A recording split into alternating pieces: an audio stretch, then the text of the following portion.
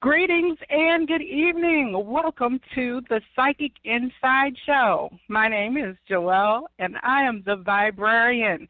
I am here to elevate, enlighten, and empower with information that I hope you find interesting and helpful.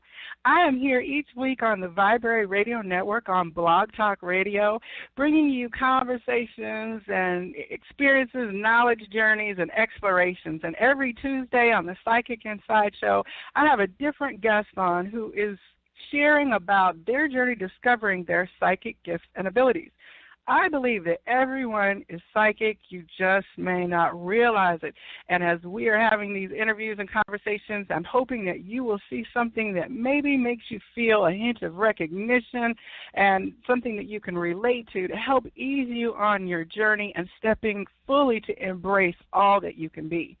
Now, during the show, you can call the phone at 646-787-8436. If you've got a question that you want to ask about the psychic life, this story that's being shared with you, certainly press the #1 key. That lets me know that you want to come on the air, and I'll try to get you on for your question as soon as possible. I'm also out there, these episodes are on iTunes and Stitcher. If you're a podcaster, you can subscribe and keep up to date, listen in the car tomorrow on your way to work or in the evening times. Also on the Viberary YouTube channel. Now, everybody says, what is these words that you're saying? Well, I am a librarian, but I'm only dealing with high vibrational information, so that's why we get the vibe, and that's VIBE as in energy, RARIAN. You can follow me at The Viberarian, or you can check out The Viberary on YouTube if you want to catch a nice episode or other ones that we've had out there. Please do take a visit, take a listen to all of the programming that's out there for you.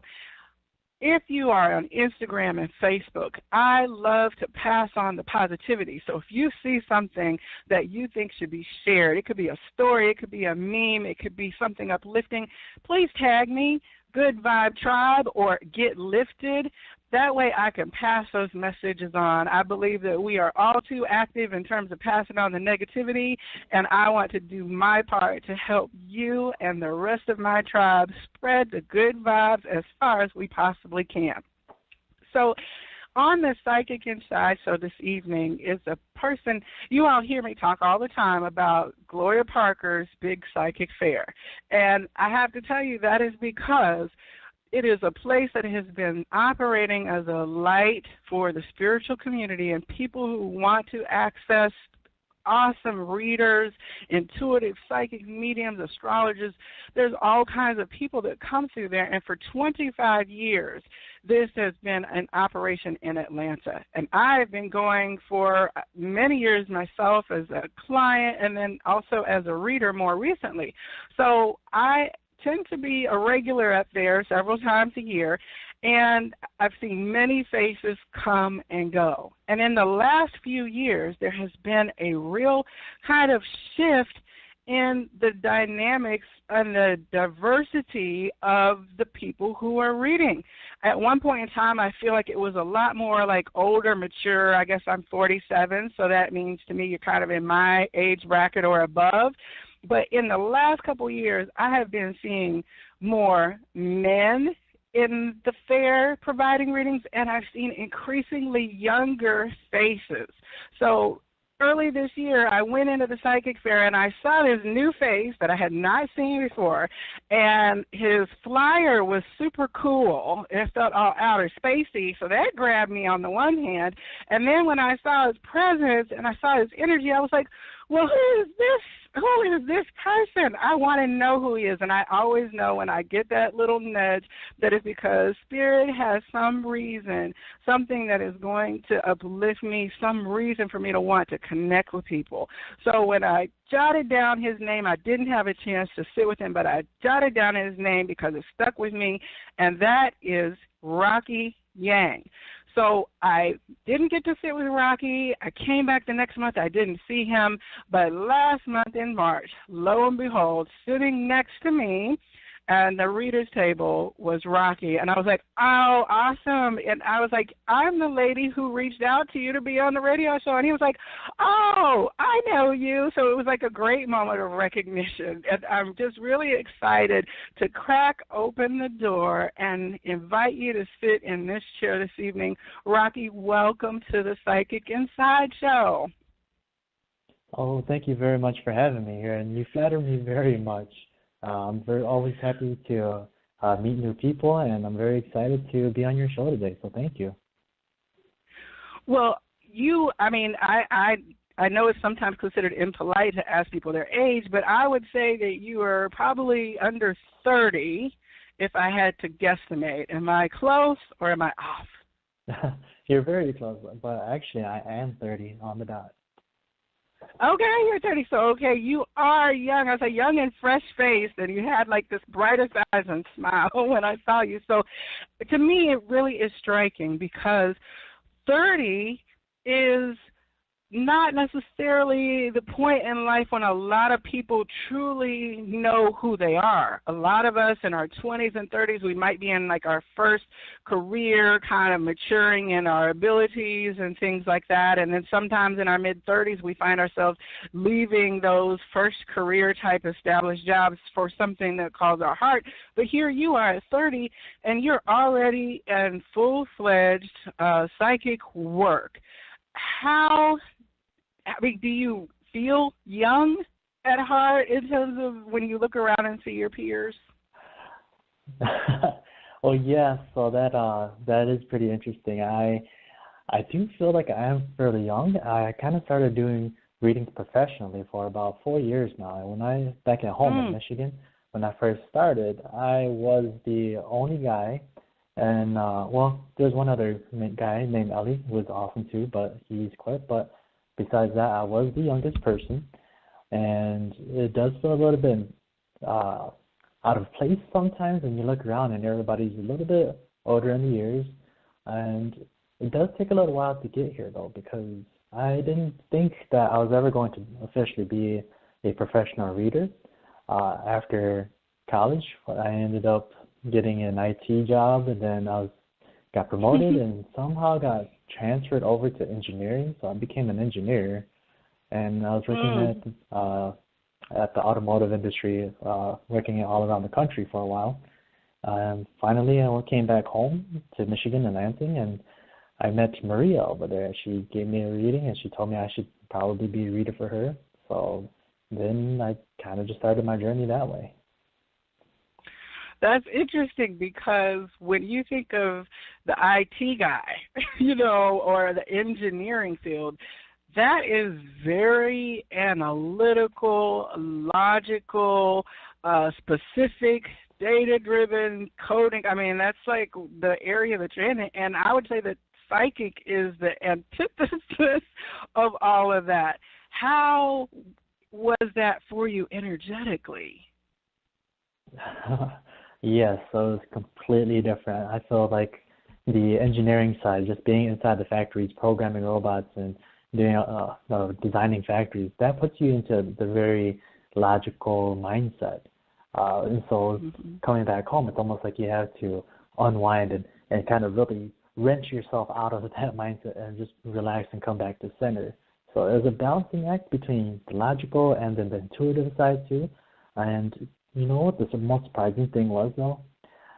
It was actually that once I kind of came out and told my coworkers that I actually do a lot of psychic readings, a lot of the other engineers, they were pretty accepting of it. I thought that they would look at me like some kind of weirdo. Some of them actually asked me for a reading, and I think engineers are a subspecies of people that will always surprise you because they seem like super logical and they may seem kind of nerdy, but they'll break out some amazing moves on you too. That's awesome.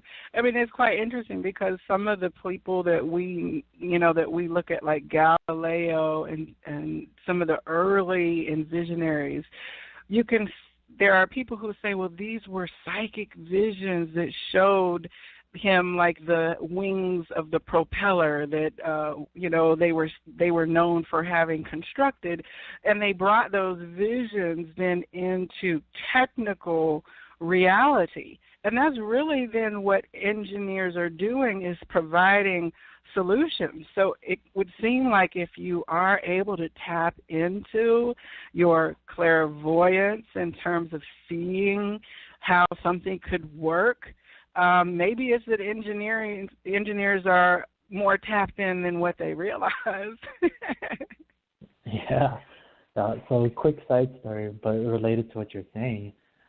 Both Nikola Tesla and Albert Einstein, they both said that imagination is actually more important than knowledge.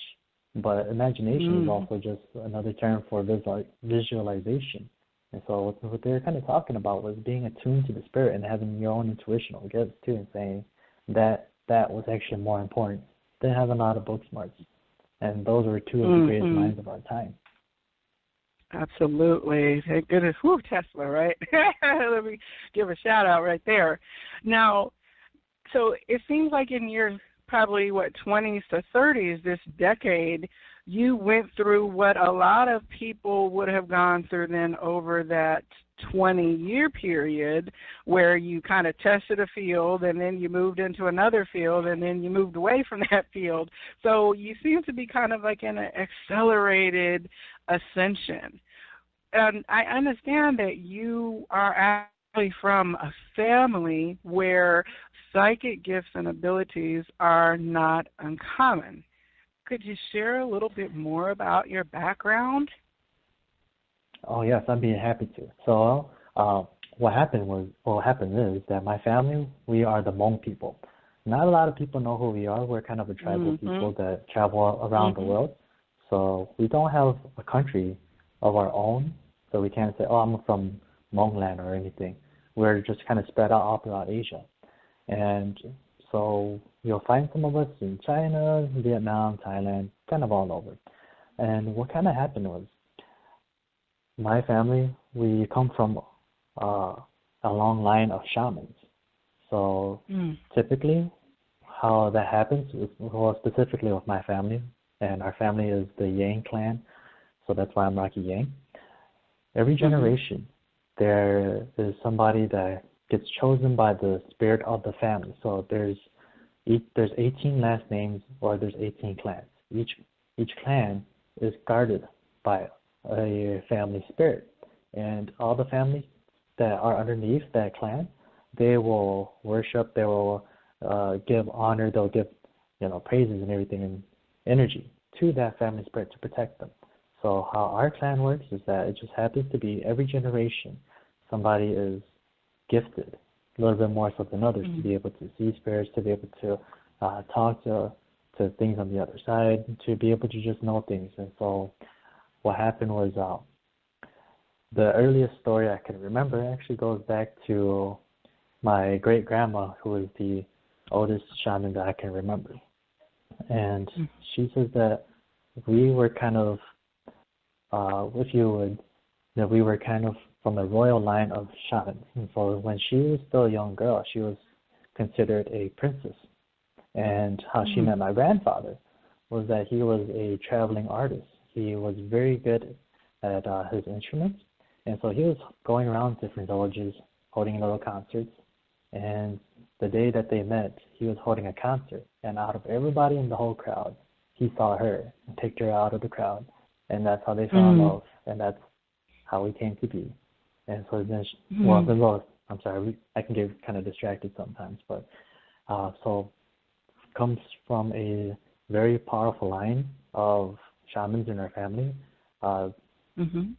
The last person I can think of that was supposed to take up the responsibility of kind of leading the family into spiritual belief or spiritual connection was supposed to be my uncle. However, he didn't want to take it up. And so the reason why there's a shaman that gets picked every generation is because we believe in shamanism, but not everybody is a shaman. People are just believing. And so you need the shaman in the family to be that connection, to be that bridge, to kind of teach people and to reach out to them too, and to keep the traditions alive. So my uncle kind of didn't really take that up, and so a lot of information has kind of been lost, and I'm sort of starting from scratch here, trying to regain all the knowledge and information I can, and to I'm actually trying to build a database of information here too, so that moving on to the future, that we'll have that saved somewhere. Because my people, we're more of an oral culture, meaning that we didn't really get too much into writing, and so a lot of information is passed down through word of mouth. And so when the person who has all that knowledge can't pass that down through word of mouth, you lose a lot. And it's a little sad seeing how that go. But that's where we come in. We're here. We're the new generation. We're the future. So gonna record it, gonna write it down, gonna pass it on, so that hopefully the next line in our family. I think I already know a couple good candidates of who might be the next gifted person in the next generation. So I don't want them to start from scratch and be all alone in this crazy spiritual world, because it actually started very early for me when I was just a child, and being able to see spirits and having spirits follow you and kind of chase you a little bit too, and you're like 4, you have no idea what's going on, that can be really scary. And I just don't want that to happen to I don't want that to happen to my nieces and nephews. And also I want them to be able to know, you might be seeing a spirit, this one is one we don't know, this is the one, these are the family spirits though, so if you're seeing these ones, these are okay. Kind of got to keep it like that.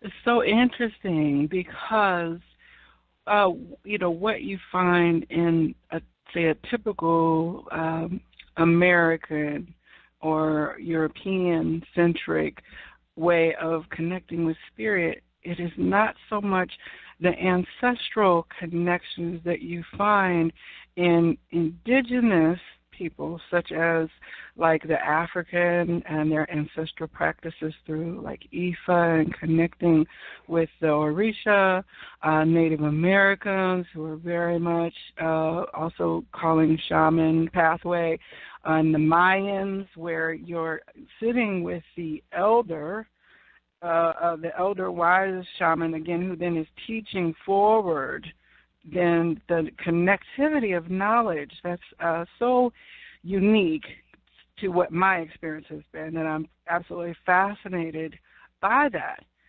because there is as you said, a continuity that you could trace back through generations through your current awareness. And then there is, I guess, familiars, the family spirits who you said that you have recognition with. So when you were a child, your grandmother was still living, and were you receiving knowledge from her instruction at that point, or was it more directed towards your uncle? Or, I mean, like, what was it like then when you would say, I've been chased, what's going on? What was the response to you? Well, here comes kind of a little bit of, I guess, a mix-up or a bump in the road, because the side that is shaman, or they believe in shamanism. But my mom's side, they are very, they believe a lot in Christianity. So that's why I think when I was younger, I didn't receive too much knowledge or too much information from my grandparents. A little bit because I think I was being stopped by my mom. But I'm really, really thankful for her grandma, because if it wasn't for her, I would have thought that I was going absolutely crazy, because I was seeing people that weren't there. I was seeing animals that weren't there. But the thing was, she was seeing the same exact things I was seeing, and she was moving around them the same exact way that I was moving around them too. Like if I saw something standing in the middle of the room, I would walk around it. But that would be weird to do just randomly, right? Normally you just cut straight across the house. But so I walk way around the room, and then my grandma, she'd be doing the same thing. So I was like, I'm not crazy. She sees this too. And it's interesting. You have to remind people that we're talking about at 4 and 5 years old. I mean, we've all, if we don't have our own kids, like me, I've been around 4 and 5-year-olds, and let me tell you, they do kind of live in their own world filled with their own traumas and such. But, to have, I consistently hear psychics who were strongly clairvoyant, especially as children, say that it was so frightening to experience spirit, to see visions, as you said, seeing animals, I'm sure within your home space, places where you would not see animals, and things that your 4 and 5-year-old brain is not even able to articulate as, if you've never seen, say, an emu, you know what I'm saying? You wouldn't be like, well, there's an emu in the kitchen. You know what I'm saying? You would probably be at a loss conceptually to even describe what you're seeing. So as your grandmother recognized in you the sight, did she begin to interact with you differently? Well, I can't really remember too much because it was when I was about 4 or 5, and my grandma passed away shortly after that too. So unfortunately, I didn't get so much time to talk to her because she was sick for a while. But it was actually my great grandmother who was the last shaman that we knew in our family.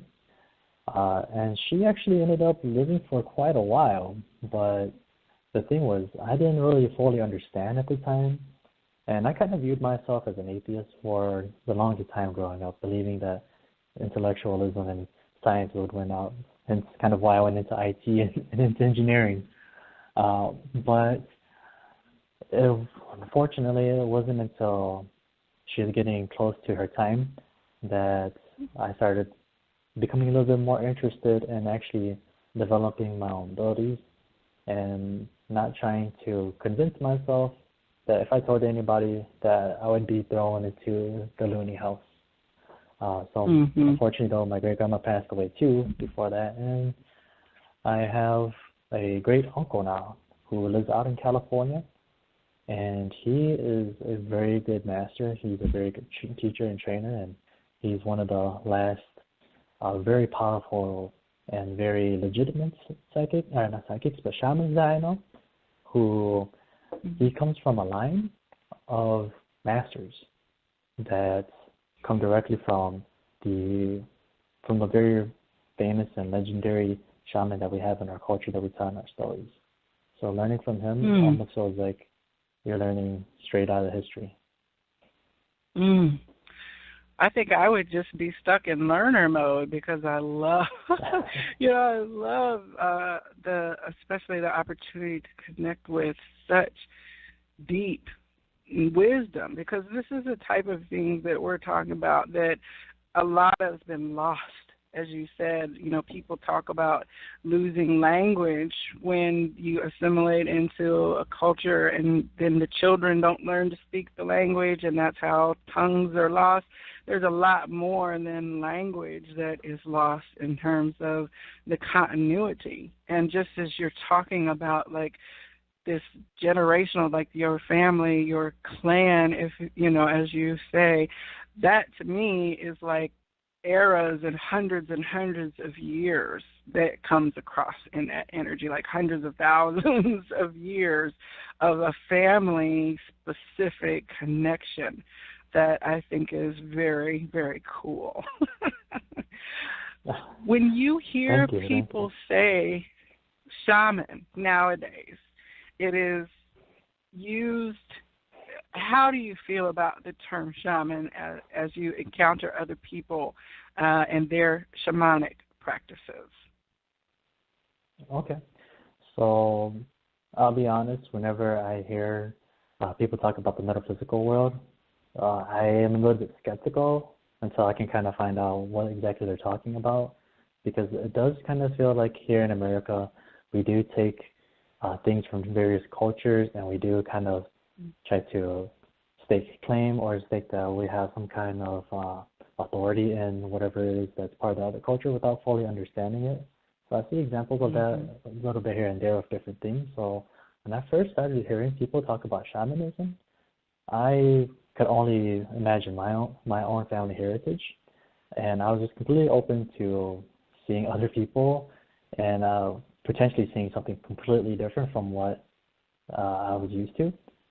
But when there are some people that they're like very excited about the thought of being a shaman, so they are very enthusiastic about it.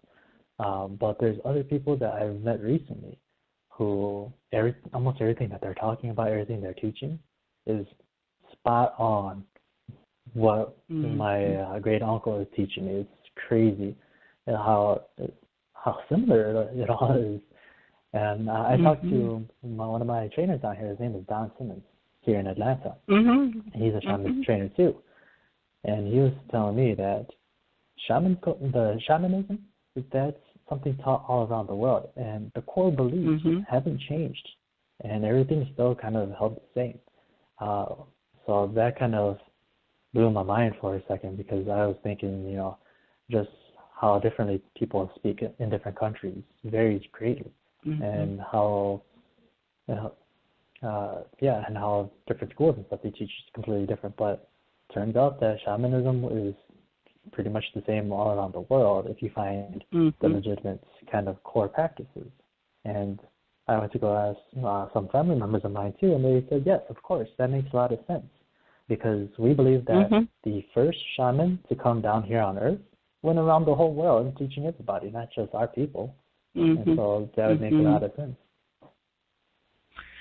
I found myself having, when you meet people, it shows you who you are, right? So I take everything when I meet people to see my response. It's telling me something. So, I have a cousin who works in Nebraska in the tribes. Like, she works with children rights and making sure that the children are aligned, if at all possible, with members of a tribe in order to preserve a heritage that at one point in time was absolutely targeted by our government for destruction in terms of taking away the true cultural observations and practices of Native children during the 60s, 70s, and 80s. And there's a lot of movement to kind of answer those harms that have been done and to acknowledge what that disconnection from continuity has done to those generations of natives who grew up in foster care and, taken away from their family unit and all of that. And I found myself kind of being like, cultural appropriation, as we say. But as I grew and kind of delved into it further, realizing that I may be feeling a connection to something because in another lifetime I was connected in a culture where shamanism was what we did. So it's not that I'm trying to co-opt or steal or, and I'm not talking about like wearing Native American costumes at Halloween time, you know what I'm saying? But that there is a continuity of the soul that is kind of coming forward now, where people are by the hundreds and thousands seeking the shaman path, right? And I feel that that's really a return of an energy that my 3D self just was seeing as compartmentalized, that we're separate, when the truth is we're not separate and we're connected to each other through lifetimes and practices and things of that nature. So I kind of had to soften my somewhat militant views that I discovered within myself because I felt wrong, because I'm like, well, what right do I have to say I'm going to go study to be a shaman when I'm not a Native American, So what you talked about, how all cultures kind of have their version of what shamanism is also part of that kind of reconciling the idea. And, that's just a slice of my personal kind of like growth around the issue. So that's why I wanted to know if you had any particular, feelings about it. Now, the term shaman, as you understand and practice it, what does that mean and encompass for you? Right. So for me, the term shaman is not somebody who believes that shamans exist, but the term shaman is like a title that you bestow upon somebody that has different gifts and abilities. Like, you wouldn't say that people who believe in medicine are doctors. Oh, somebody's a doctor because they studied, they were gifted, and that they achieved this title. So to me, a shaman is somebody who connects to the spiritual world. Primarily, they have two objectives here. Mainly really one objective, which is to help people, and they do it in two primarily different ways. The first way is the spiritual way. And so if there's something spiritually wrong with the person, with either their spirit or any kind of spirits around the home or around them, then the shaman will go into the spiritual world and also speak to that spirit, ask maybe what's wrong, what's going on, or find out what the problem is. If the spirit is just weak, you find out how can we treat the spirit, because it's like if you see somebody at your home that's sick and weak, you ask them what's wrong, and you try to help them to find out what the symptoms of the spirit is and try to treat them. Now, the other way is more the normal way that you might see too. So it's with herbs, it's with medicine, it's to heal the body, because you always want to find the source of the problem. You never want to jump to conclusions. So both the body and the spirit are connected, and the mind as well. So if something is wrong with a person, then you use the best option, which is sometimes medicine, or sometimes it's through a ceremony. And so what we typically call the spiritual ceremony in our language is we call it Neng. So to do Neng is called to O Neng, which is to call, or the shaman goes into the spiritual world to kind of see different things, to see what's going on, to talk to different entities around the area. And also, they may need to negotiate, which the shaman's really one of these bridges to the spiritual world and the connections path. So they may have to negotiate with a spirit. I wanted to talk a little bit about this too, because I feel like this may seem a little off topic. Do you mind if I go off a little bit here? No, okay. No, I'm fascinated. I'm like, Okay. So, like we were saying, the shaman is the bridge to the spiritual world. And I've always felt like, as a child, like around 3 or 4 is when I first started seeing spirits. And so I always watched a lot of scary movies when I was younger. And I remember thinking, a lot of these are really dumb. This is not how this happens. And so because this isn't how it happens at all, it's not scary. But recently, Hollywood has been making some crazily scary and accurate or realistic spiritual horror ghost movies. And so one of them that I wanted to talk about is called Insidious 3. So basically what happens... I'm sorry, could you repeat the name of it? I didn't catch the City of what? Oh, yeah, Insidious, like a sinister... Oh, feeling. Insidious. So the word Insidious. So Insidious, and it's the third movie that I wanted to talk about, because the first two are pretty good too, but the third one, I feel like if you're a shaman, you know exactly what they're talking about. So what happens in the movie is that there's a family and there's a teenage girl, and I think she gets hit by a car or something like that, and she breaks her leg. So turns out that there was a bad spirit already living near her area, or already living in the apartment. Once she got hit by the car, in our language we call that bongpli, which means your spirit has fallen out of you. So in the movie, that's what happens to her because of the trauma, and mainly because of the shock and the fright. Your spirit is shocked out of your body, and at that moment, you're kind of free floating. And if there's something bad around you, it has that opportunity to take that spirit away from you, which is what happens in the movie. And this is an American movie too, so I was really shocked that they're showing this.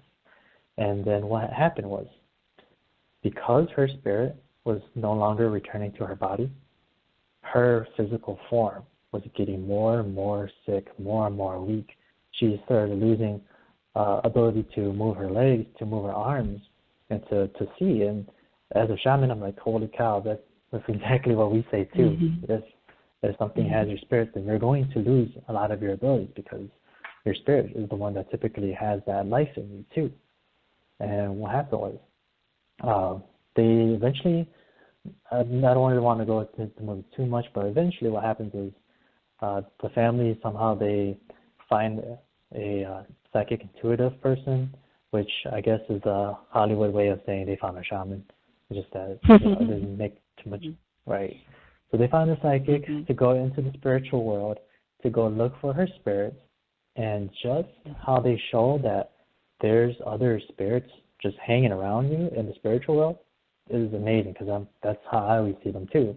It's not like in the other Hollywood movies where this spirit only exists to attack you. This spirit only exists because it needs revenge. It's like, no, there's a whole bunch just hanging around sometimes, and you just don't see them. So in the movie, they kind of address that too, where there's just a bunch of spirits just hanging out in different rooms. And each room was a different world. If you entered through the room, you'd be in that spirit's world. And I've entered a few different worlds before too, so you have to be careful. Eventually, they find the spirit, and you can see that her spirit, the one that got captured, is all bounded and tied up. And so because her legs, the spiritual legs were bounded, she couldn't walk. Because her arms were bounded, she couldn't use her arms. And because her eyes were blindfolded spiritually, she couldn't see. And they had to go rescue her and bring her soul back to revive her. And I thought that the whole entire time watching, I was like, not only is this really similar to what a shaman would do, but this is really similar to what I always see all the time. And I can never really tell people, because they would either A, think that I was crazy, or B, think that it was a lame ghost story that I just told them, because there's no action. But I'm like, it doesn't need to be action. There's just ghosts just hanging around. And that could be scary too, because imagine, right, if you're just hanging around and then you had your spirit falling out, and there just happens to be maybe a not so good spirit right next to you, boom, takes the opportunity. Oh, I forgot what your original question was. I'm sorry. Well, no, I'm listening to, we were talking about the shaman's work, right? And so that's unpacking a lot of stuff as you're talking about it. I don't watch scary movies. I just don't, because, I was never allowed to watch them. I find myself too susceptible to the imageries. And everybody's like, oh, it's all fake. And I'm like, well, again, there's messaging and things that are happening by the machine that is capitalizing on our energy in these movies. So to sit and allow myself to be horrified for 2 hours is just not something I want to give my energy to. And so when you're talking about, like, there's a whole spiritual realm of beings that don't necessarily have labels. Like people would say, oh, there's entities, there's corporal beings, there's discarnates, there's all kind of language. But the fact is that there's such a variety of things that we don't even through our human necessarily way of viewing them are able to distinguish them anyway, or the distinguishments are really meaningless on this side, because the net effect, if it's, say, energy drain on you, is that it's a negative being regardless of what you're calling it, and so the whole soul retrieval, that phrase is something that I had heard, and that's the shaman's job, is to go into the various realms of the planes, the underworld, the overworld, the middle world, all those, to go into there, and that you receive specific training on entering and exiting those places. As you said, you've encountered places where you go into that reality or construct that being or energy is holding within the realm, if that's, I think I'm making sense there.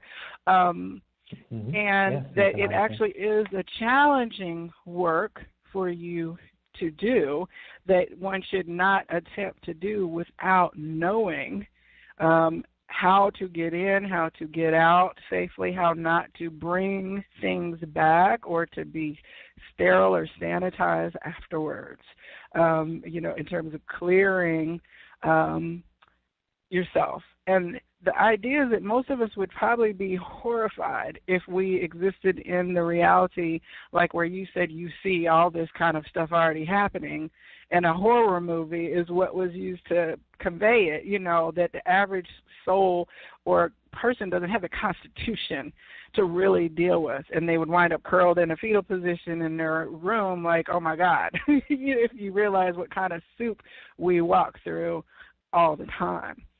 Right. And I know personally I've had shamanic journeys that help me understand pieces of myself, especially if you're looking at the inner child. So much things happen to children that is wounding to them on a soul level, that those soul fragments, a lot of people then have to approach that as they reach middle age when they're trying to heal the wounded inner child.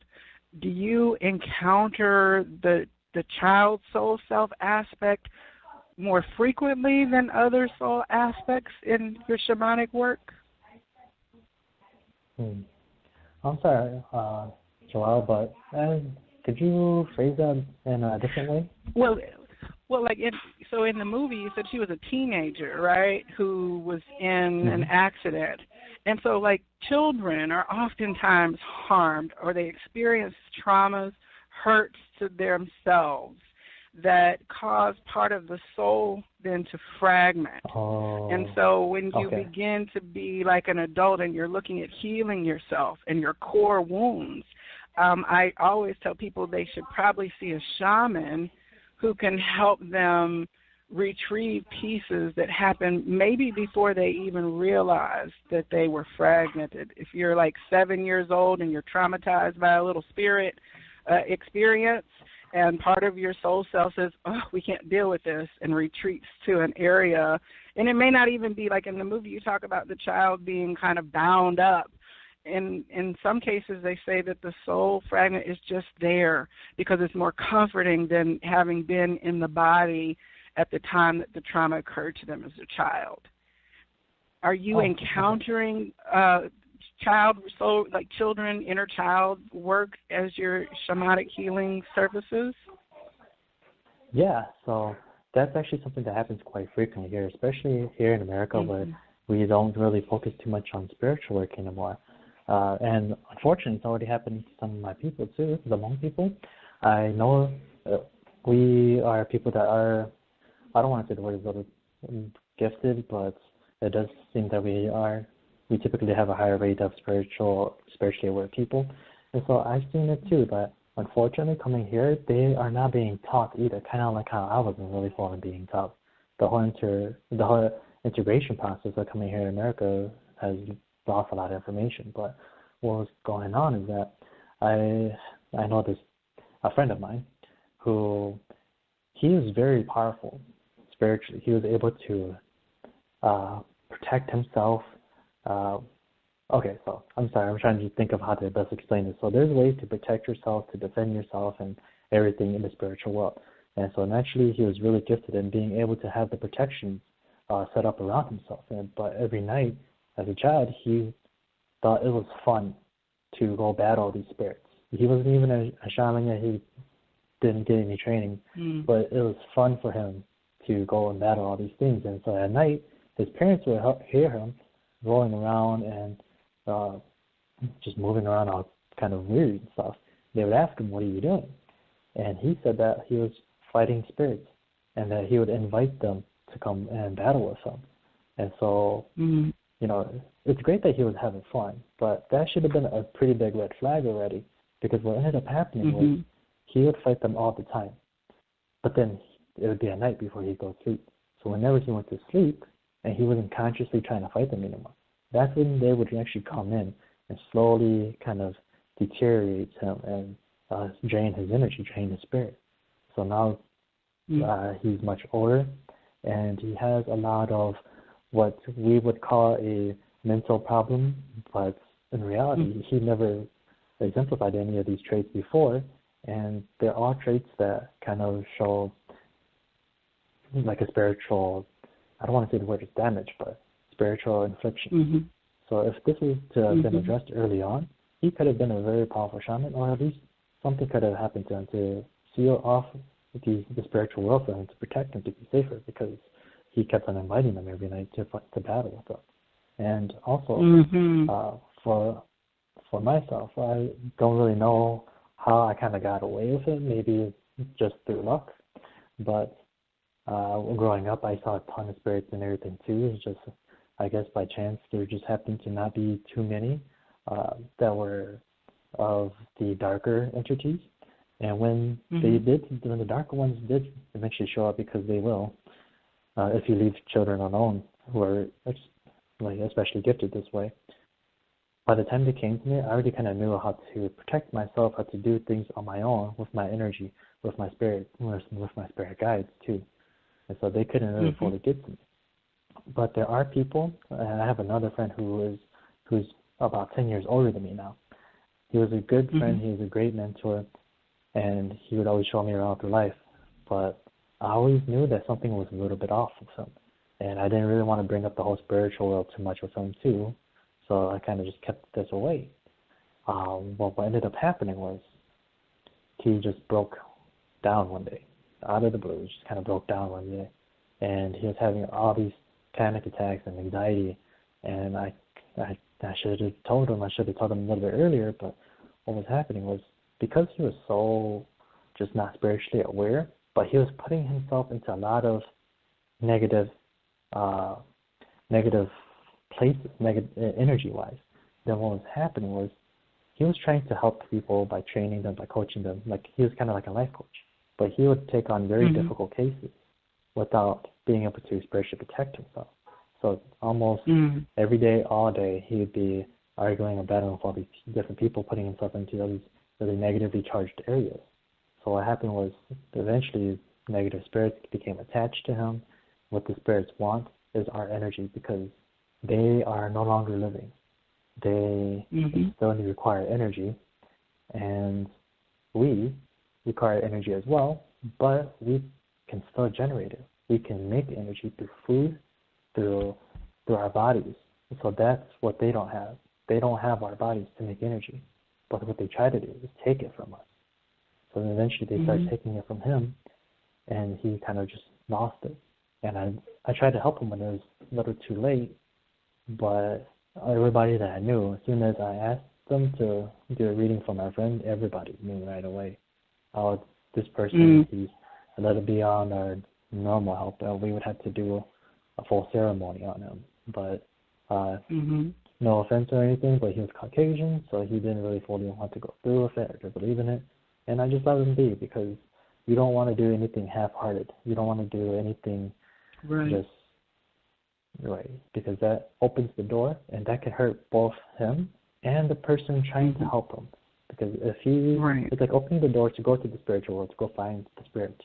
If the spirit that is harming him doesn't want to let him go, then you have to do negotiations. You have to ask, okay, well, did he do something to you? What do we have to rectify something? Do we have to ask for forgiveness? Okay, if he did wrong you, then we'll do this and this for you.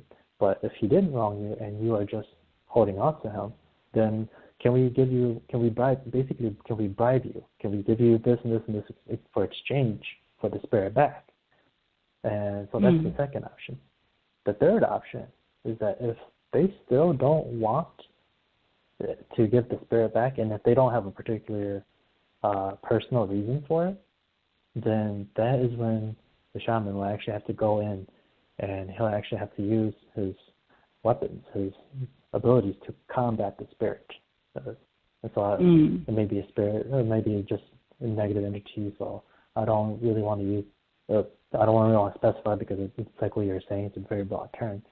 But for the three methods is negotiation, is payment. And so payment, we often do that in the form of a tribute through paper money that we burn. And there's also animal tribute too. So basically we end up just eating the animals afterwards. And then the third way is a little bit more dangerous, where you do have to have the shaman, so depends on how the shaman likes to do it a certain way. My master, he has a sword that he has too, so he uses that. It's a literal sword that he uses. And you go and you combat the spirit. but there's so that's the part, spirit battling part. But for most of the times, a good example of negotiations is I have a cousin who, can I get into a story? Is that okay? Yes, absolutely. Okay. So I have a cousin, and one day my two cousins, and their friend were going out fishing. In the middle of the woods, we like to find new hidden areas inside the woods, so they'll take the unpaved paths all the time. And so what happened was they're cutting through a bunch of random forestry one time. They've come to find a doll in the park. And already that's immediately creepy to find a doll hidden deep inside the forest. But being about teenage guys, because I think they're about 18, 19, they, for some reason, just decided, oh, let's just kick this thing around and mess around with it. So they ended up tossing it, kicking it, and doing a whole bunch of really weird, dumb stuff to it. And what ended up happening was, at night, when he came back home, every night he would hear a knocking on his door. He would hear kicking on his wall, and it was basically the spirit extracting revenge on him, trying to break into the house. His family, they had protection too, but because he had this personal connection to it, it was trying to get through, and it was kicking down the barriers, pretty much. Eventually what happened was that the noises, the shakings, everything became too intense. So they ended up calling a shaman to come and do a ceremony on them. And the shaman said, hey, the spirit says it used to reside in a doll, and you guys found them in the forest. Shaman knew everything that happened because they asked the spirit. And they're like, oh my goodness, how did you know that? And the shaman's like, well, because I asked the spirit what you did. And so what we'll have to do now is that, I can't seem to pacify her. Apology doesn't seem to be doing too much. So all we can do is try to trap her back into the doll's body, because it's outside the body right now of the doll. So not only do we have to trap it in there, but we have to seal the body inside of a box too, to make sure that nothing happens to it. And also we have to then send that body in the box down a river, because the river is also like a gateway to another world. The water is very spiritual. Water is very healing as well. So we'll have to send the spirit onward. So they ended up finding the doll again out in the middle of the woods. They come back, they perform the ceremony, and when they picked up the doll, they said that this thing was probably the size of, your hand, this doll was. But when they tried to pick it up, it took two guys to pick this doll up and put it in a box, because for some reason it felt like it was the weight of a fully adult person. And it still took two people to carry the box to go ahead and set it into the river too. And the strange thing was, the night that they did that, I actually had a dream, and I was seeing it all happen. And I talked to them a couple of days later, which is the only reason why I found out that this happened, was because I saw them carrying it and saw them trying to put it into the river. Yeah. So yeah, he ended up telling me everything. But yeah, so the shaman, he first found out, the first thing is you try to find out why are they there. Second thing is, okay, the first thing is why are you here, and can we do anything to, apologize or to get everything back to okay. If you can't, then okay, well, what can I give you? What can I do to appease you? And so, she didn't want anything. So third is to kind of combat it, but he found a way to not have to, I don't want to use the term destroy, but it's more like to send it off, to send off the spirit. And so a lot of people, they would have just stopped at the box, because you can create a new home for the person. You can create a spiritual home and have the spirit live there, but that's not what the spirit wanted. The spirit wanted not only revenge, but also a good opportunity to take a lot of energy too. Yeah. So sorry, got into the whole type story right there. Well, it's so interesting because when you listen to the examples of shamanic work, it certainly is not something that is a lightly taken undertaking, if you understand what I'm saying. To be engaged in an area where there are energies of different degrees and shades of light and darkness.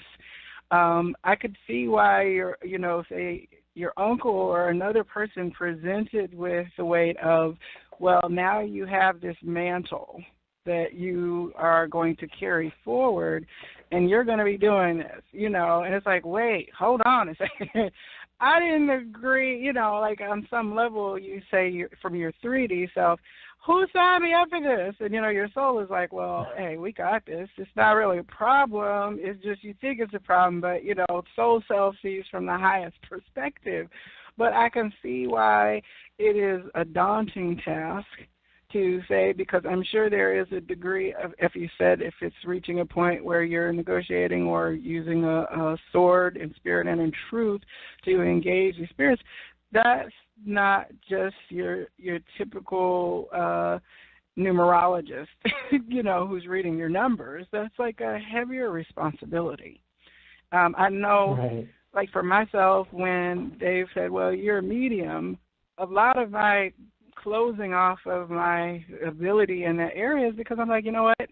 I've heard enough about that from people who do entity removal, who do house clearings, who do shamanic soul retrieval, who do like really spiritual work that's of a high level. And I'm like, I don't want to do that, if that's what it means. So I know that, my response to that has been, as an adult even, to pull back. And for you at like age 30 to say, well, not only do I have an awareness of this, but it's part of my then calling of who I am to accept this ability and then to learn everything I possibly can about it so that I can do more of it and do it better. That's no small feat, to say. And so I tip my hat to you and others like you who are doing that necessary work for people out through the ages and certainly in this current time. Well, yeah, that's why you got to watch scary movies. But you get your body. I know. I can't even do it. My friends would be dying laughing right now if they said, we don't go to scary movies with her because nobody gets to watch the movie. But right. One thing that I did notice about shamanism, it seems that there is more of a connection to the natural world, the forest, the trees, the plants, the water, the elements. Animals are oftentimes present during assisting the shaman, with your spirit animal or your totem animal. Is the pathway of shamanism that you are coming through, is it also very integrated with nature? So we do have a lot of different aspects of nature involved as well, especially with the animals and the plants and everything too. However, I feel that from what I've seen so far, that I don't want to say it's an American shaman, but just the teachings I've learned so far from this side of the coin, it focuses a lot more on animal spirit guides than they do from what we do. Because with us, we believe that our people, we have that bond with the family spirit already. So that family spirit is getting energy from every single family member that is alive. So the bigger your clan is, the more family members you have, the more powerful that spirit of your family is, and the more that they can do for you. So we don't really need to call upon the spirits of the wolf or the bear, who they're great spirits too, and they exist here in the wild. But we have one that is kind of specialized to help us versus going out to go meet somebody else out there to ask them for help, because this one is not only been there since we were born, but they have a personal stake in our well-being too, because we have a contract to work with them, and we have access to not only that one spirit of the family, but their whole entire entourage of spirits too. So there's a spirit army, there are different spirit bodyguards that we have access to too.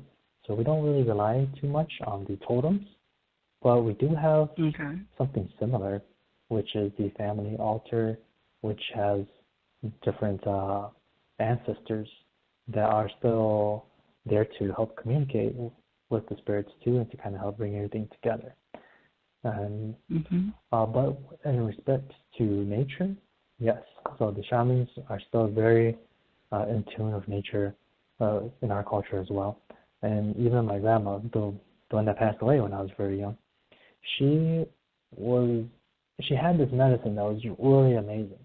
And at the time, I was a kid, so I had no idea that this was not a normal thing. But her medicine did amazing. Basically what happened was I was running around outside, and there was a bunch of gravel, and I was still like 4 or 5, whatever. And, you know, kids are super clumsy, so I slid on the gravel, and I got this huge scrape from my knee all the way up to my hip. It was one big, huge scrape. You could see, like, all this blood just kind of gushing all out. And I don't know if you know what a tiger mom is, but basically, yeah. So my mom is a tiger mom. Basically, that's just an Asian mom who is very, very hard on you, and it's very hard to face. So my mom, anytime you got hurt, anytime anything happened to you, the first reaction will always be to hit you. So I was like, oh man, I got hurt. So not only is she gonna smack me for getting hurt, but I was bleeding so much that it was soaking through my shorts, and I was like, oh man, and I'm soaking my shorts, and my mom was gonna be so mad. So I tried to hide it as best as I could, that I was like gushing out all this blood. And then but what happened was my grandma came up to me. I don't know how she always knows when I'm in trouble, but she knew I was in trouble. So she comes over to me. She's like, hey, are you okay? And I was like, oh, yeah, Grandma, I'm okay. And then she sees it. She's like, oh, my God, you're bleeding like crazy. And I was like, yeah, but don't tell Mom. She's like, okay, come here. So she takes out this little tin can, and it's filled with all this balm. And she just takes it and she just spreads it all over my cut. And I think within the next day or maybe the day after, the cut was completely healed. And there was not even a scab. There's not even a scar. And this is pretty deep cut too. So the fact that it healed pretty much within like 24 hours is really amazing. But as a kid, you're like, oh, you know, this kind of stuff must be normal because nobody seems to be making a big fuss out of it. Blink an eye. I wish, I wish now though that I would have asked her, how do you make this? Because I have no idea, and that would be amazing to have right now. Do you find yourself bringing in knowledge of certain herb craft just when you're, like, say, looking at the herb wall at Phoenix and Dragon? Do you kind of have an innate connection that you're able to tap into? Well, I have an innate gift for different plants, but it doesn't really go into medicine. I feel like I'm a pretty decent crafter of delicacies. So when I cook, like, I can just kind of sense, this is going to be good. This is going to be really good. And different family members are always kind of looking at me like, what the heck are you making? I'm like, don't worry about it. This is going to be really good. So I don't know. Sometimes it's just a calling towards like different spices and stuff, and you're like, I don't even know what this is, but I feel like if I eat this, it's going to be really yummy. So in that kind of thing, I do have kind of an attraction to these kind of things. Yeah. But the strange thing is... go ahead. No, go ahead. The strange thing is... I was just going to say that the strange thing was, so I'm learning shamanism from a teacher here too named Don Simmons, and so we were kind of drawing cards, and one of the cards that I had for my animal spirit guide was the hummingbird. And so the thing about the hummingbird is that, yeah, the hummingbird spirit guide is really good for herbal remedies because it is the bird that actually drinks pollen and eats pollen, like it intakes pollen too. And it's actually a very good spirit guide because a lot of people think that, it's a tiny bird, but it's really good for protection as well because the hummingbird is actually a fairly aggressive animal. It has the best maneuverability of any bird, allowing it to be able to outmaneuver other birds. It has a really quick flight as well. So if you ever mess with a hummingbird, then yeah, you might get pecked alive, and you wouldn't be able to catch it because it just moves too fast. I'm giggling because this week not even just this week, but the hummingbird is a significant animal messenger for one of my closest friends, like my sister friend. And for many years since her kind of awakening, the hummingbird is always presenting itself. Like even when she came to visit me, I was in Mexico for a time, and the hummingbirds came to the flowers around my patio while she was visiting. And so there's a hummingbird mug in the cabinet. I mean, hummingbirds are the topic of the week, and I know we just talked about hummingbirds earlier today. So when you said hummingbird, I'm like, oh, what? I love it when things are synchronistic because it's not random to me at all. It's always very significant. And so I think that's beautiful. That's why I just put a big smile on my face. I know that my crew of friends will get a kick out of it when they hear this on the show later on. And, of course, as you talk about the lightness and strength of the hummingbird, they're quite miraculous. Like on par with bumblebees. Bumblebees and hummingbirds are like the versions of each other within their species. They shouldn't be able to do what they do, but what they do is so essential to our environment that we would not have anything without either of them, So that's super beautiful. Super beautiful. Oh, yeah. So just another hummingbird fact too, but yeah, so just another quick hummingbird fact, but the thing is that hummingbirds are also very important to pollination, just like how you said bumblebees were too. But the only thing is that hummingbirds, they can go into the colder temperatures that the cold-blooded insects like bumblebees can't go into. So hummingbirds, being warm-blooded, can reach all those mountainous flowers and can reach all those further north areas to pollinate that. And another connection that I just made right now is that since hummingbirds can go into the colder mountains, it's kind of interesting because my people were actually called the mountain people as well. So it was a weird connection. Oh, I love it. I love it. I take those threads of information and they always wind up weaving a picture that is beautiful once it comes into perspective. I'm sure there'll be some kind of that for her later. Now, I want to share with you, we have some callers who've been waiting on the line this evening and have indicated they would like to join the conversation.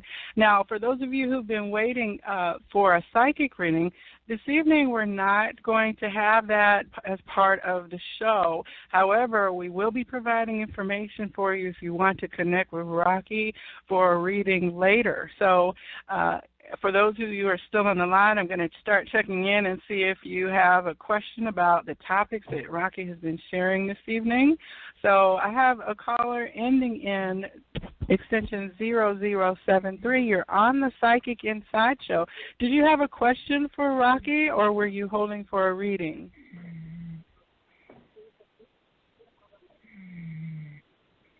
Oh, Hello?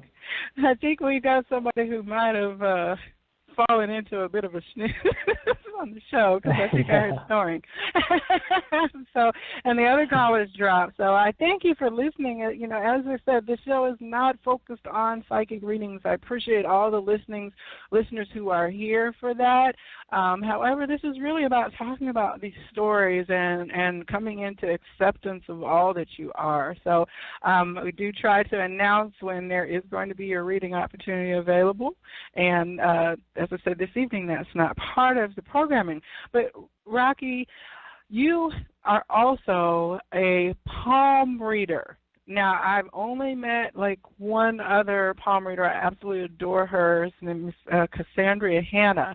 I also met her at the Psychic at the Blue Barn many, many years ago, and her interview was just recent, maybe 3 weeks ago. I had her on the show, and she actually was a generational palm reader. She said her father read palms, but he passed away before she ever even really knew that about him. It wasn't until like later in her life that she kind of picked up the study of palms because she'd always been fascinated by them. How did you come to palm reading? So palm reading to me was just really interesting because, I was having all these spiritual kind of things happen to me too. And so I figured, hey, my grandma, she can do her own readings too. So I'm going to find my own way to do readings. So I picked up a palmistry book one day, and I learned all the different lines and what everything means, all the markings on your hands mean. So I started practicing all the time. So it started when I was early in middle school, and I just did it with friends, and each year people would come back and we just kind of had fun doing it.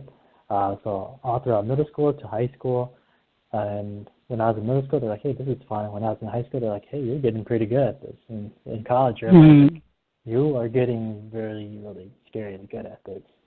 But the thing was, the palmistry, knowing the lines, knowing all the different markings, that's a big part of it too. But that's not the be-all, end-all. Because whenever I do a reading, it's kind of like the idea of the crystal ball. The crystal ball is a tool to help you hone into a person, hone in and kind of block everything else out.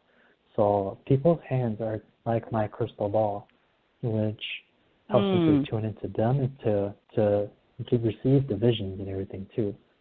So I don't need to have the palms there, but it does help me. It's kind of like having your glasses. If you have really bad vision, sometimes you need your glasses. Right, and so, but the thing is, my grandma actually, she knew different methods, and I kind of wish I had learned what she did too before she passed away. Institutional.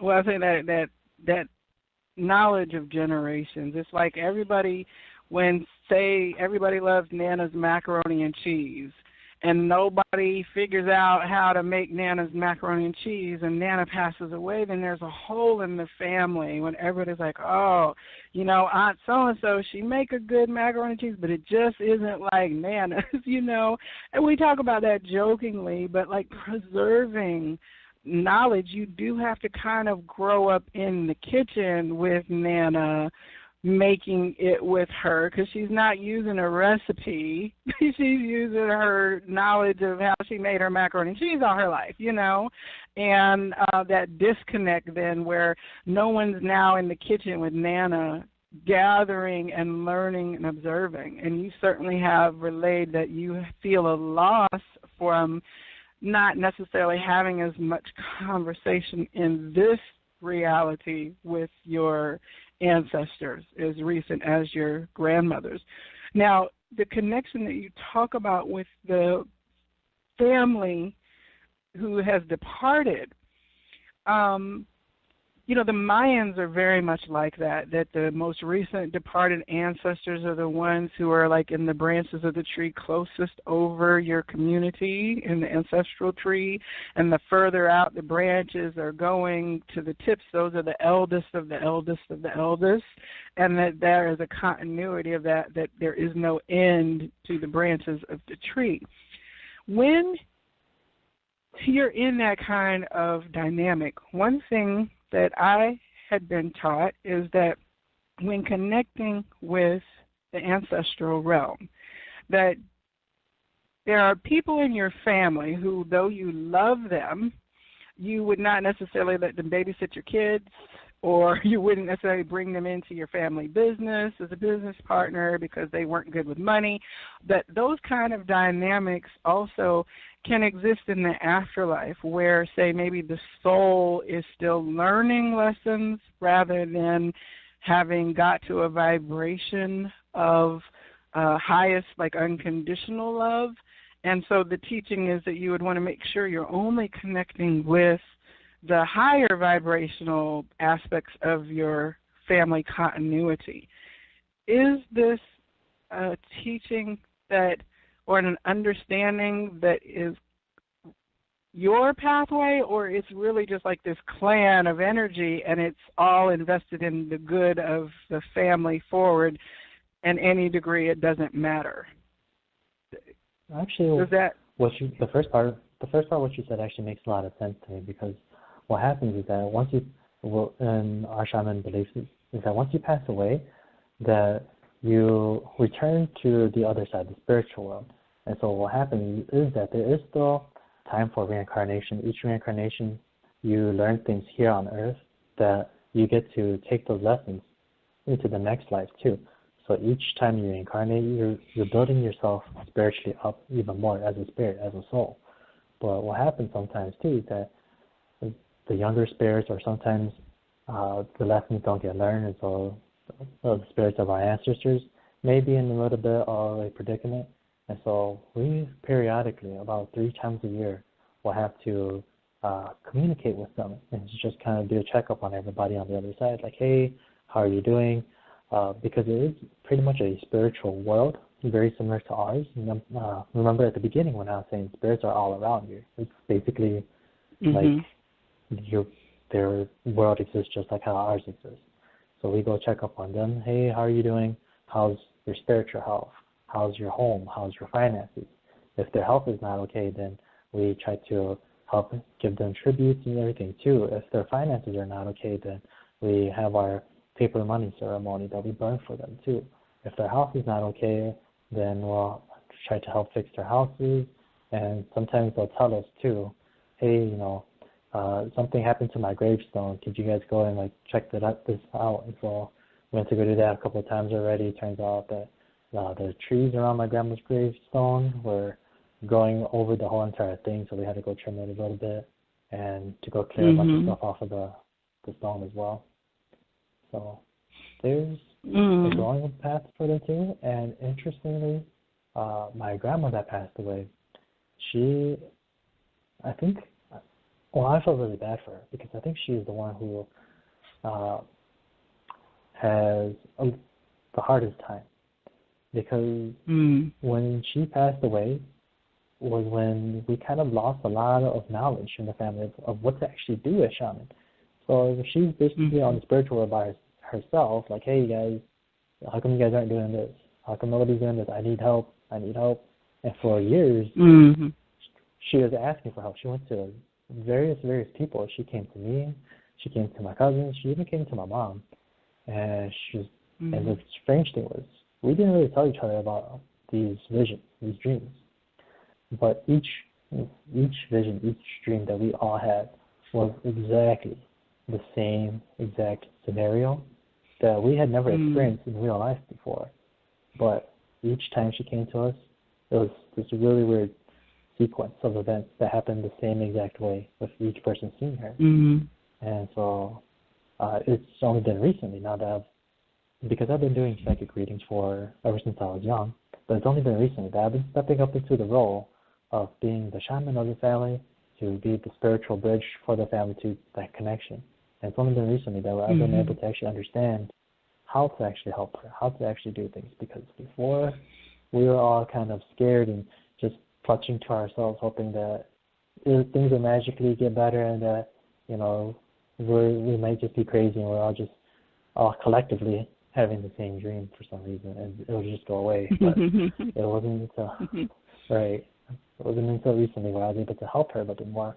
And the thing is, after helping her, not only did that kind of alleviate a lot of the visions and the emotions that we've been getting, but maybe my own imagination, but I think that our family started doing a little bit better too. A lot of people are starting to get more blessings, more abundance. And so I think that's her on her side being like, hey, okay, fine. Finally, thank you. Somebody's helped me, and now I can do my job on the other side, which is to help protect and bless you guys too. That's just really beautiful. I think it's so fascinating because each of us is having a very unique experience. And it's only when you sit down and ask people that you find out, wow, this is fascinating, it's interesting, and I'm enlarged by having this conversation with you. The whole topic of epigenetics, is that term familiar to you at all? That sounds very familiar. Is there a synonym that we could use for that?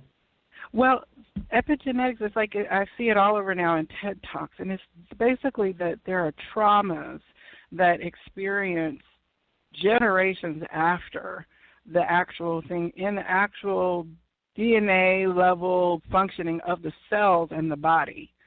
So by that, it would say that like Holocaust survivors of Jewish Holocaust in Europe, that the survivors or those children and grandchildren, and now we're like to the great-grandchildren and great-great-grandchildren, that there are changes that are presenting like depressions and mental health challenges that are not related to actual experiences of the beings in this particular lifetime, but they are inherited traumas that then expressed because of it.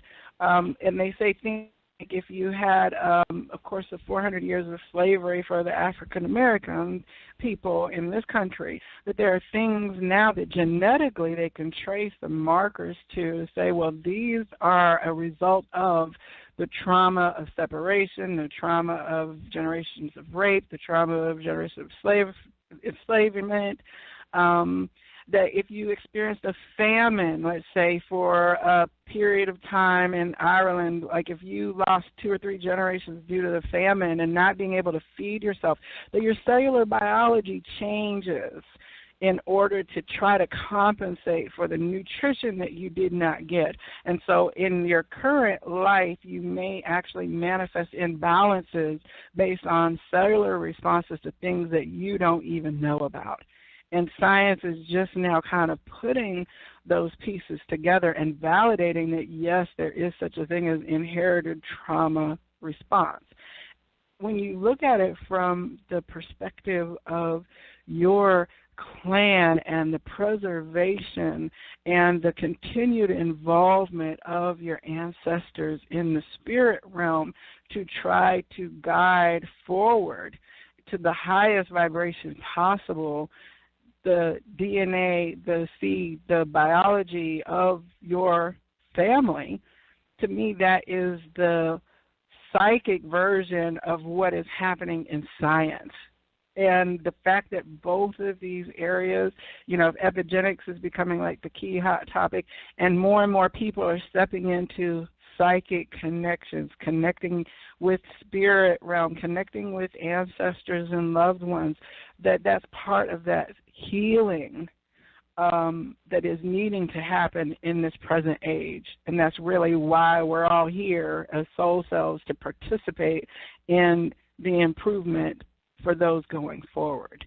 And stories like yours just kind of validate my feeling about that, because you're actively connecting back through 4 generations to your great-great-grandmother, and then beyond through the practices that you're not only trying to learn, but trying to learn more of and then pass on to your nieces and nephews and things. So I'm sure that they, being future versions of your family already now living, I'm sure that there will be an embracing of that it's probably going to be easier for them to embrace than it was, say, for your uncle's generation, or for you even, to be able to step more fully into awareness without some of the challenges. You're already 30 and stepping fully into things, and to me that's a signal that we definitely are moving out of the lower vibration into higher vibrational reality. Right. So I actually really love this topic here, because at a point in time I did consider myself atheist and so only believe in science. And so with the epigenetics here, it's the study of organisms and the modification of genes expressed, rather than the idea that genes are actually being altered. So I think that's really fascinating, because what is the difference between spiritual energy and what science calls energy? It's still energy. An electron is still energy. And that's just how, and the genes are just how we are coded so that energy can flow through it. So, you know, how they say energy can never be created or destroyed. Well, where does it go? Does it just disappear? I think that's what we, as the part of the psychics and the shamans and the spiritualists, we believe that that energy continues forward. It continues moving on. So there's been a lot of different talks about this before too, with epigenetics, and how DNA is kind of the, or at least genes being expressed inside DNA, is how we can all connect to our different pasts, and we can actually go back into it. But it's not the whole entire process of unraveling the DNA, but how the energy kind of flows through it. And it wasn't too long ago that we discovered that the heart has a biomagnetic field. And so you can actually feel people's emotions. And before that, we just thought that it was a fully, purely sight-based phenomenon, where you see somebody crying, I remember how I felt when I was crying, and I cried too. No, they're saying that with that biomagnetic heart field, that you can feel that person's emotion. It is being transferred to you. So energy is being transferred from one person to another. Yeah, and so it's not, to me, it's not completely out of the picture at all to say that energy is being passed down through heritage, through family. And what we may call it a spirit, science may see that, that's being coded to be received through the body. It's like an antenna. The body is the antenna for the energy, which is the radio. We see the radio waves as spirit, and science is looking at it from a different perspective here. And I think that what's going to happen too is that we're going to start to discover that, I don't know, have you heard of, I forgot what the name was, but there's a belief that humans, as we evolve, we're going to unlock more strands of DNA. We're going to unlock. Right. So I think it's because our DNA has to unravel and evolve a little bit more too. We have what's called junk DNA at the end of our strands here. I'm sorry not to get too science-oriented, but pretty much we don't know what this DNA does.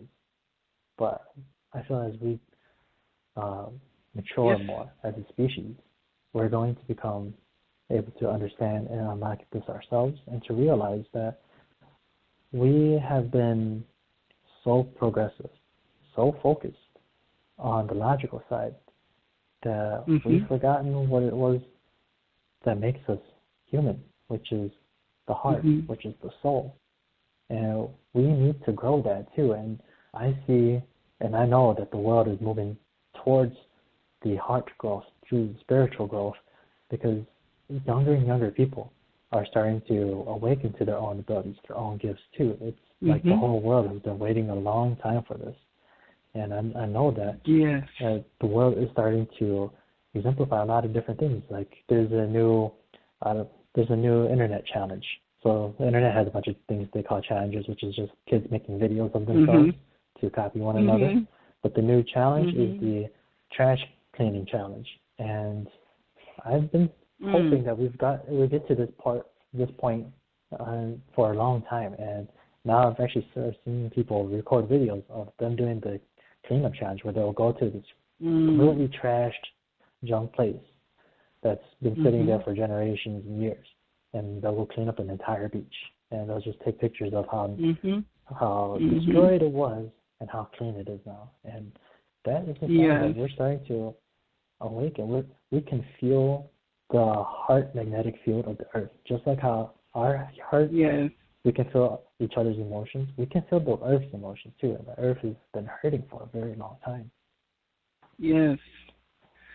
I love the work of the Heart Math Institute. I recommend people go to heartmath.org all the time, because, you know, the intersection of people with scientific background who are approaching the spirit realm in a very acceptable way for the scientist people, you know what I'm saying, with the hypothesis theorem and proving and things of that.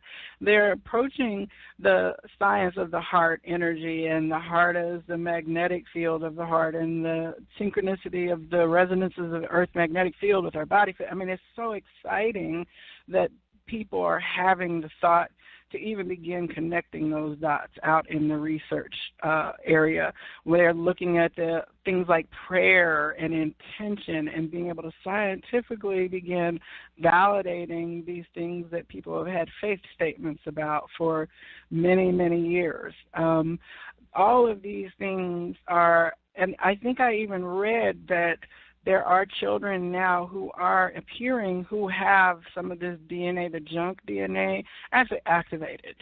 And so the whole labeling of it even as junk is just because you don't understand it doesn't mean it's junk, you know what I mean? And that those activations are coming in the younger people, which is why they're at a different frequency. That maybe, you know, millennials get a bad rap about a lot of things, but that's more so because they're not buying into the old structures of work or be and just use up the environment. You know, there are young people who are suing for environmental protections, who are saying we don't want violence as a way of life. We don't want capitalism as a way of life. We want to just go clean up because it's the right thing to do. I've seen them out buying food and feeding homeless, like pay it forward challenges and things like that. Nobody's their parents aren't telling them to do this, right? It's coming because they've got a natural expression that sometimes defies the logic of their family, who's like, we got a little tree hugger here in our family. You know, you'll hear parents say, oh, I don't know where she got this vegetarian thing from, but I can't get her to eat meat to save my life. You know what I'm saying? So I, again, am glad to be part of the lifetime that is witnessing this and to be able to be part of it. And, you know, conversations with people like you just give me the biggest boost, because I'm like, yes, you know, this is, it's wonderful to have conversations about things that if you talk with another person, they might be calling the little white jacket people for you to say, hey, you might want to have a mental health check. But, you know, in my world and my reality, conversations like this, although unique, are not out of the norm. You know, the stories are unique. The way that people are using their gifts is unique, but it's not woo-woo for us to be talking about psychic, clairvoyance, shamanism, soul, energy, ancestors at all. And so I appreciate being able to contact people like yourself and have you come on to talk with me and share, you know, bits of your story with us. Now, for people who want to engage you for spiritual work, what kind of services are you offering? Oh, right. So I have a website. It's called RockyPsychicReading.com. So you can sign up for that too. And I'll be posting blogs. I'll be posting how I control and how I manipulate energy too. And just a lot of useful information there for anybody. And also just stories about different things growing up, different ways that we handled spiritual encounters. So if you want to go onto my website, RockyPsychicReading.com, you can check out the blogs, and then you can also sign up for a reading. So I do the psychic readings too. I can do it over the phone. I can do it through email, through text messages, or through live meetings as well. So it can help do your readings that way. I'm still kind of on my journey to fully master the whole entire shaman title, so that I can eventually be able to help people myself to step into that role, because it's like saying I've been kind of in medical school, but I don't really feel confident yet enough to be considered a doctor. So I'm still kind of learning that too. I know how to protect myself, and I know how to do a little bit here and there for other people.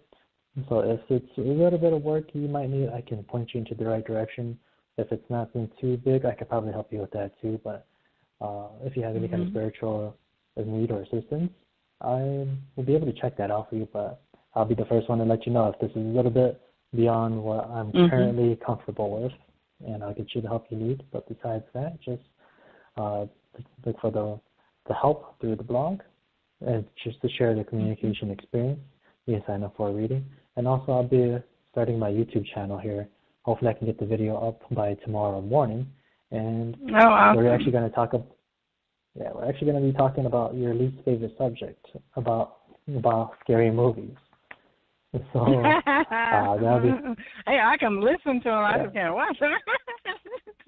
Right. But there is a lot of symbolism and energy and messaging, so I think that it's important for you to be able to provide context for people about what they're seeing. So I think that, hey, great idea. I mean, I definitely have people I will refer to that who are consuming that and have plenty of theories about stuff. So to be able to have, conversation with you about the spiritual teaching and reality that they're visioning through the Hollywood lens is actually going to be quite interesting for people. So I'm sure your subscribers will be drawn like flies to honey for that. And now, you also offer through your Facebook page, Rocky's Psychic Readings. People can also look at your services there and contact you, too. Yes, ma'am. So you can also book through my Facebook page, Rocky Psychic Reading. There's buttons. You can just push it, log or book my reading, and you can just select the time. And I have various different ways to sign you up. You can even feel free to call me. Phone number is 248-410-9237, and to just set up an appointment that way too. If you text, you can text me too.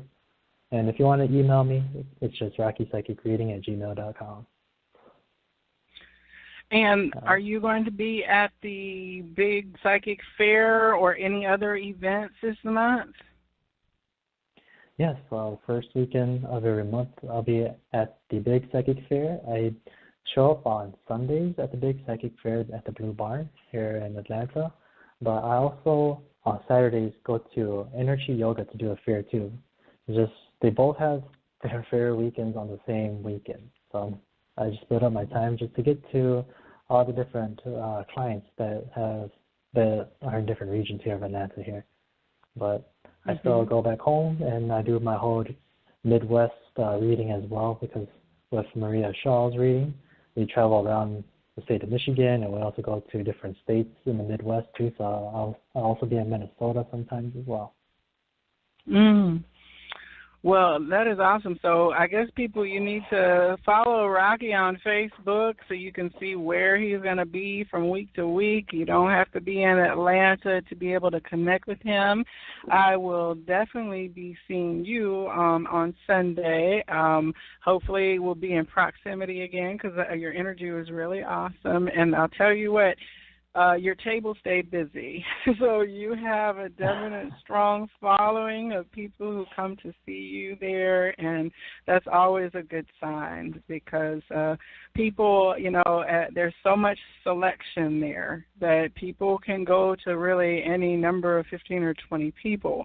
But if you see somebody who's consistently got their sheet full and that you see repeat people, I know the reason I couldn't sit with you in January is because your slots were full and I couldn't stick around that late to where there was an opening.